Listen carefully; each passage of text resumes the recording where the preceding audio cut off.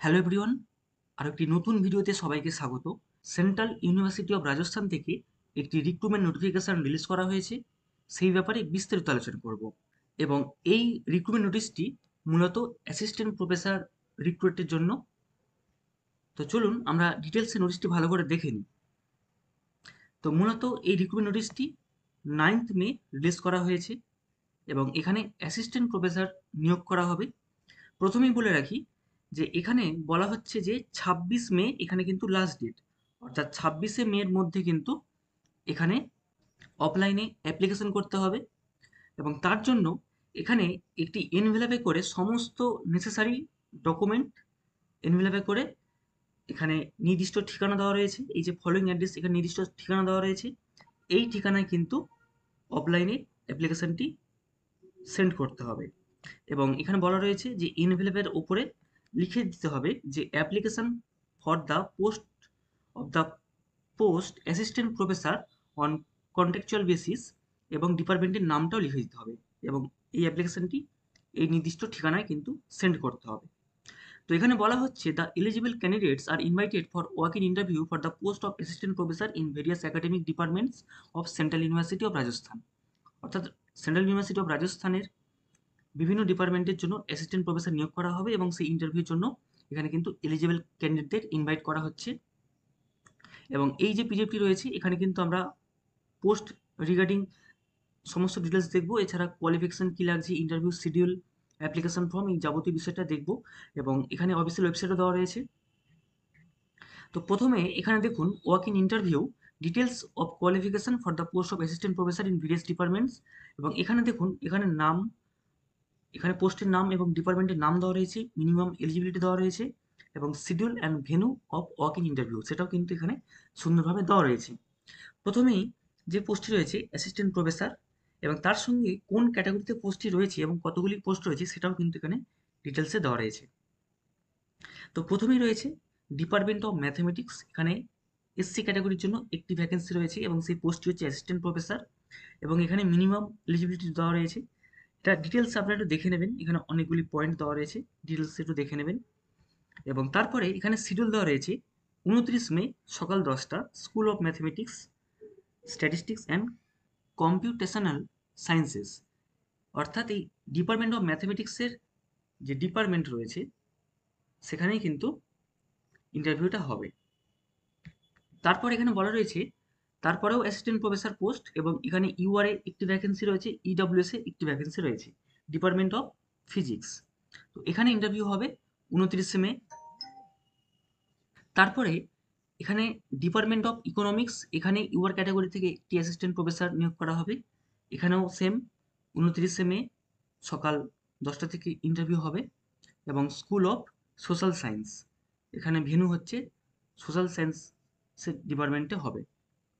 তারপরে assistant professor department of yoga, এখানে UR থেকে একটি ভ্যাকেন্সি রয়েছে। এখানে school of sports science, yoga and education, এখানে কিন্তু 29 মে সকাল 10টাতে ইন্টারভিউ হবে। তারপর রয়েছে assistant professor department of education, zoology for BEd ITEP program, তার জন্য ইউআর থেকে একটি ভ্যাকেন্সি রয়েছে এবং এটি same venue, school of sports science, yoga and education, এখান থেকে 29 মে সকাল 10টায় ইন্টারভিউ হবে। তারপর রয়েছে অ্যাসিস্ট্যান্ট প্রফেসর ইউআর থেকে একটি পোস্ট এবং ডিপার্টমেন্ট হচ্ছে ডিপার্টমেন্ট অফ হেলথ সায়েন্সেস এবং স্কুল অফ হেলথ সায়েন্সেস, এখানে ইন্টারভিউ হবে। তার ডেট দেওয়া রয়েছে 30 মে সকাল 10টা থেকে। তারপর এখানে রয়েছে ডিপার্টমেন্ট অফ হেলথ সায়েন্সে, এখানে ওবিসি ক্যাটাগরি থেকে একটি ভ্যাকেন্সি রয়েছে অ্যাসিস্ট্যান্ট প্রফেসর এবং এটাও কিন্তু স্কুল অফ হেলথ সায়েন্সে হবে 30 মে সকাল 10টা থেকে। তারপর department of hotel and tourism management, এখানে অ্যাসিস্ট্যান্ট প্রফেসর রিক্রুট হবে।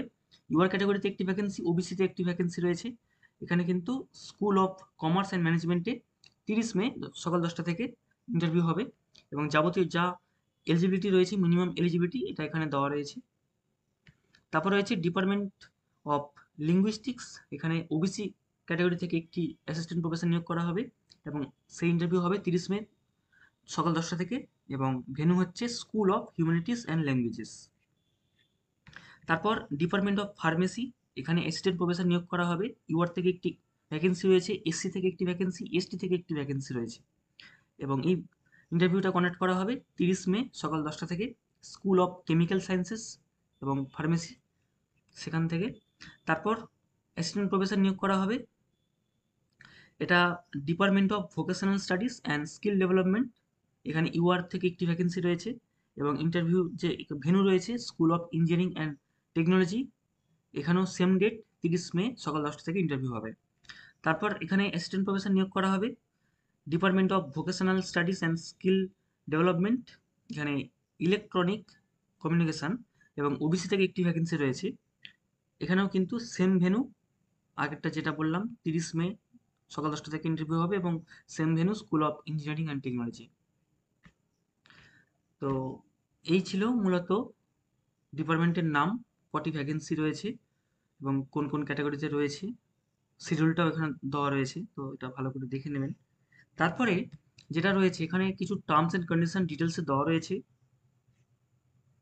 এবং এখানে যেটা ইম্পর্টেন্ট থিং সেটা হচ্ছে 50,000 টাকা স্যালারি এখানে মেনশন করা রয়েছে এবং আরও কিছু বিষয় ডিটেলসে দেওয়া রয়েছে, সেটা আপনারা একটু দেখে নেবেন যারা যারা এখানে অ্যাপ্লাই করবেন। এবং যেটা আগেও বললাম যে এখানে কিন্তু সমস্ত সাপোর্টিং ডকুমেন্ট সেটা কিন্তু আপনাকে একটি এনভেলাপে করে দিতে হবে এবং এনভেলাপের ওপরে ভালো করে মেনশন করে দেবেন যে application for the post of assistant professor contractual এবং ডিপার্টমেন্টের নামটাও ভালো করে লিখে দেবেন।